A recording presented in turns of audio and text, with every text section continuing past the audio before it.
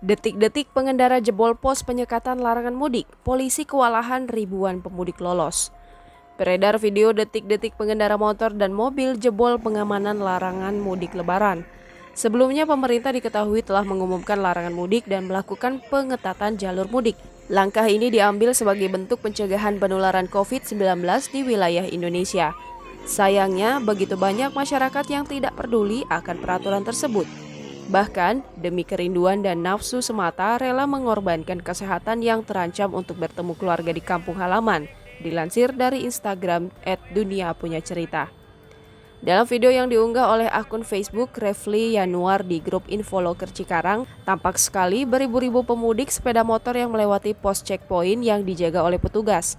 Kejadian penerobosan itu terjadi pada pukul 4 waktu Indonesia Barat. Beberapa petugas keamanan kewalahan dengan penerobosan tersebut pada Sabtu 8 Mei 2021. Refli juga berharap agar pemudik bisa sampai tujuan dan bisa berlebaran di kampung. Dengan adanya penerobosan secara nekat sehingga menyebabkan petugas kewalahan, para warganet memberikan komentar beragam di akun Instagram @duniapunyacerita.